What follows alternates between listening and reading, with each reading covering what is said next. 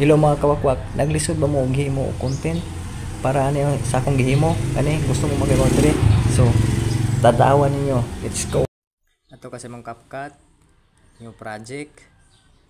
Tapos mao ni ang video na ko nga gihimo kay dinhita magkuha og atong himon og content. Magsugod na tag edit ani mga wakwak. Na kunwari nag-acting ako dinhi mga wakwak. Oh, tingnan niyo mabuti yung video. Yan nag-acting ako ani. Murag mao. O dili ba angay.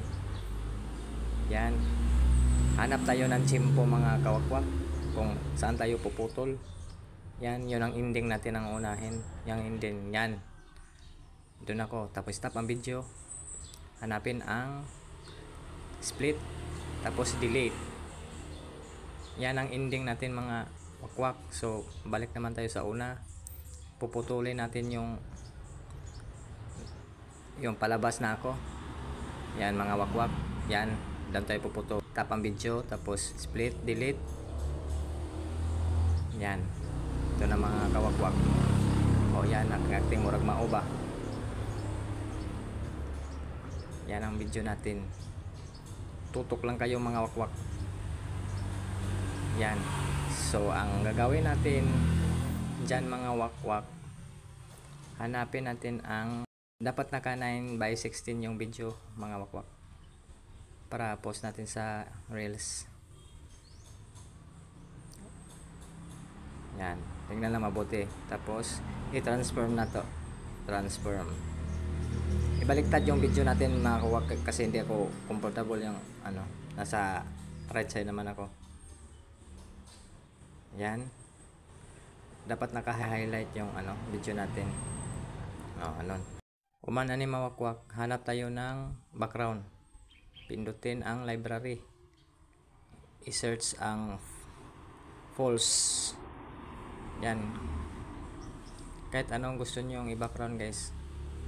Yan ito 14. Yan ang akong i-background sa video. Yan.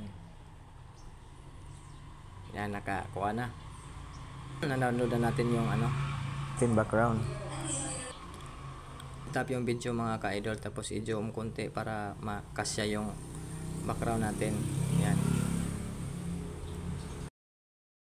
Tap natin ang background video natin. Hanapin ang overlay. Pakaliwa natin yung video mga kawakwak. Itabi natin sa video natin. Tapos hanapin ang mask.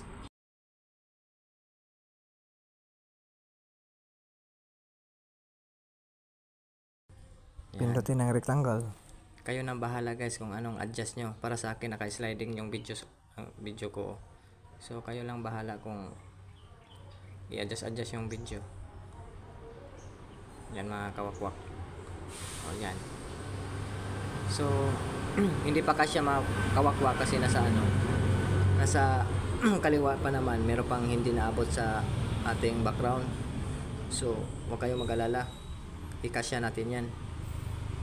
So ang gagawin natin yan is pindutin ang video ulit tapos i-zoom. Yan para makasya yung background natin.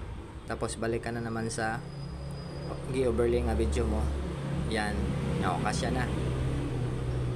Kasya na mga wakwak. Dapat yung sliding na video mga kawakwak is kasya yung background mo. Tingnan lang mabuti mga wakwak. Kasi pasensya na kayo sa Tagalog ko, nakakanga. Yan. Dapat sigurado yung yan na, i-play na natin ang mga wakwak ko. Yun lang kadali mga wakwak. Kunwari acting lang pero walang nangyari. Tapos ng video natin mga wakwak, so punta na to sa audio para i-background music natin. Pinutin ang extract mga kawakwak. Tapos dapat naka-download kayo ng i-background music ninyo kasi doon tayo kukuha. Naka-highlight pa rin ang video, tapos pindutin ang split, tapos delete. Play na natin mga wakwak yung video natin. Yan. Yan lang kadali mga wakwak. So please share the video mga kawakwak para makabalo po itong uban mga kawakwak. So daghang salamat. Sana meron kayo natutunan. Bye bye.